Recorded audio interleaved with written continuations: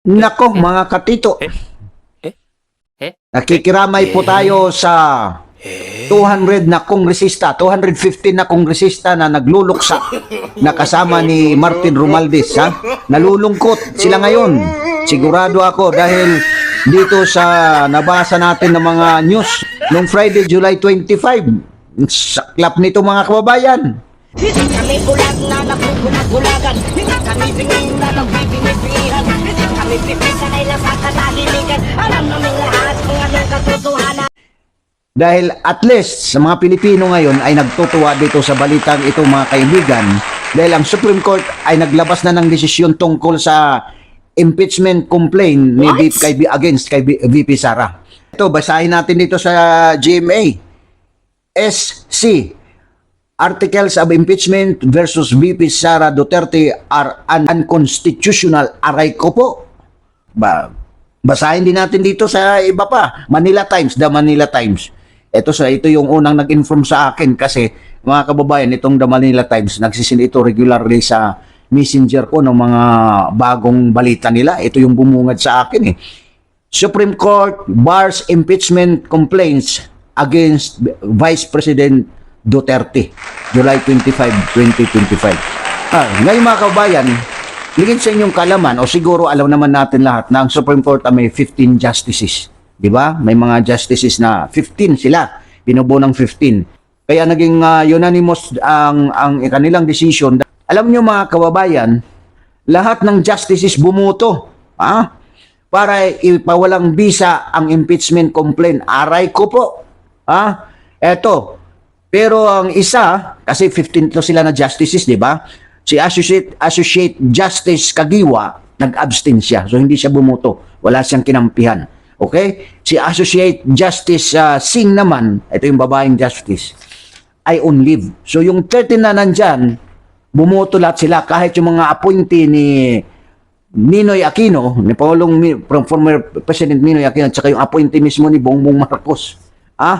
Bumuto. Ito yung masaklap dito mga kaibigan.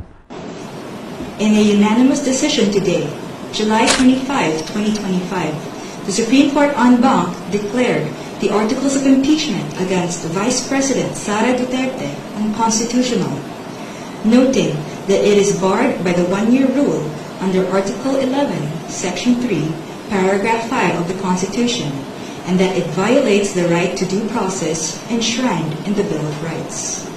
Therefore, the Senate could not acquire jurisdiction over the impeachment proceedings.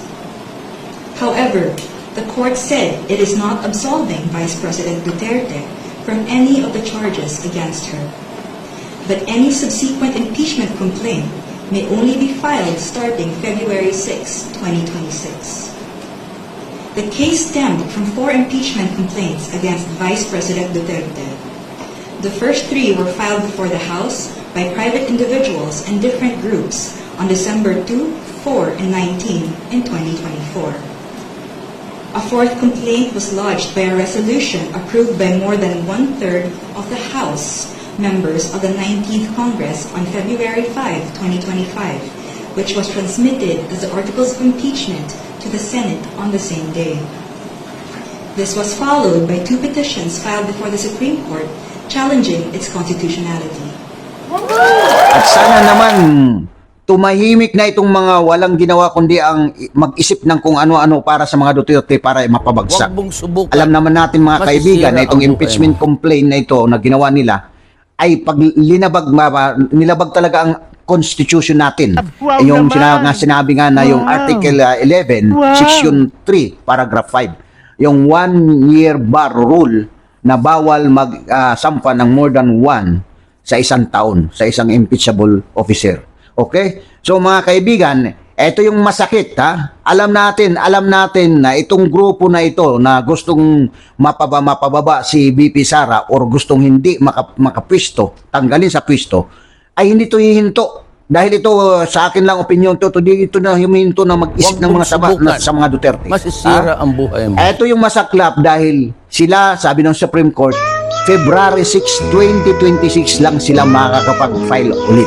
So pwede sila mag-file ulit kay VP Sara 2026. Ito mga kababayan, Ang isang concern ko kasi dito, ngayon na lumabas na ang desisyon ng Korte Suprema, itong 215, dapat itong 215 na pumirma sa impeachment ni VP Sara, imbestigan ito ng Senado. Ha? Nananawagan ako kay Senator Robin Padilla, kay Senator Marcolita, kay Senator Bato, kay Senator Bungo. Imbestigahan nyo ito sa Senado, itong mga 250, ano yung bakit? Magkano bang sinuhol, Allegedly may sinuhol yung speaker, Nagkaroon ng suhulan na mahigit 100 million, Kung di akong kamali, 130 million. Makikita natin ito dyan dito sa sa social media ng ibang congressman ay umamin na dahil lang sa suhol. Kaya sila, dahil lang sa mga ayuda o ano pang mga pangako ni speaker.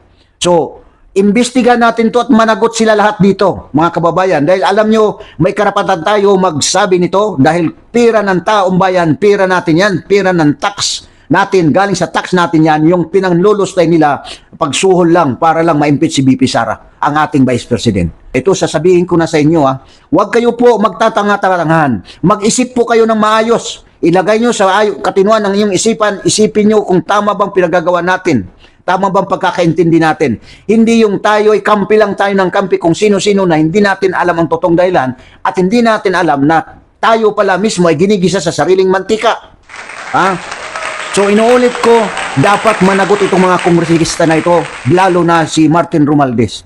Managot dahil pira ng taong bayan na wala sa kalingkingan yung rason nila na 125 million na gusto pa-impeach si VP Sara. Dahil dito billions ito kung kukumputin natin ang 215 times 100. Kung di ako nagkakamali, correct me if I'm wrong, panood ko lang ito sa social media, 130 million kada isa. So, imbestigahan ito. Ito naman, panawagan ko sa mga nagmamarunong, na may marami dito lumalabas na marami, marunong pa ka sa Supreme Court. Ayaw nila irespetuhin ang Supreme Court. Sana lang lulugar tayo nito na ultimo ang katas-tahasang hukuman ay hindi nyo pa inuunor dahil lang sa personal interest ninyo. Dakdak kayo ng dakdak na ang akala nyo mas marunong pa, lalo na itong kongresista ng bangingi. Kung pangit ako, mas pangit din itong kongresista, pati ang ugali nito. Kung bangingi na ito, na parang gusto niya, ang batas niyang masunod, ang gusto niyang batas, yan. Nasa kagulingan na nito ng mga iilang mambabatas diyan, ang gusto nila, ang batas na ino-honor lang nila, ay ang batas na gusto nila. Pero yung batas na sinasabi ng korte, ayaw nila paniwalaan yan.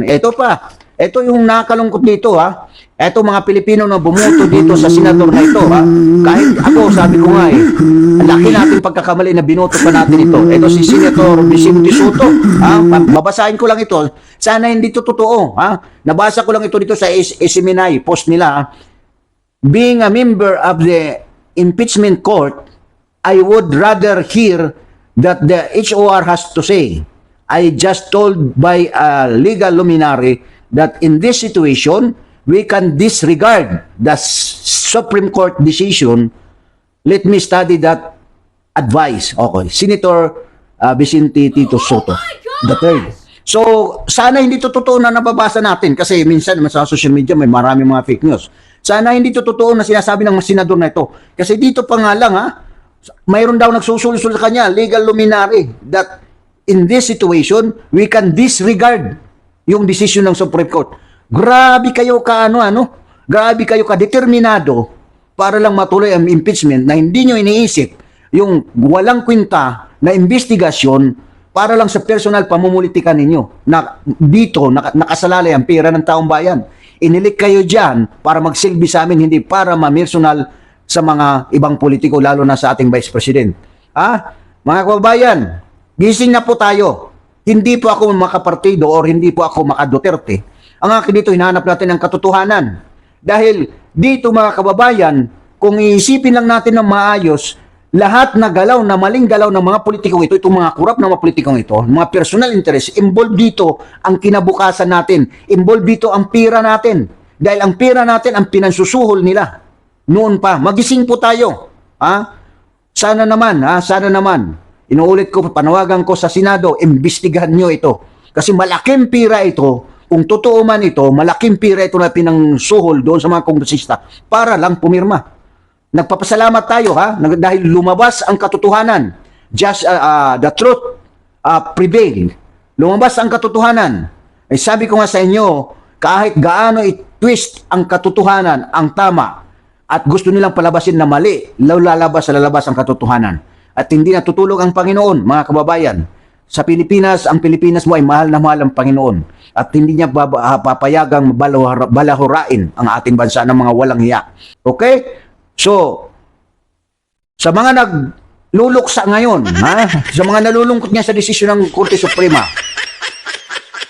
tigil nyo na yan. Makinig kayo. Dahil mas marunong ang Korte Suprema sa inyo. Kaya nga sila nandyan.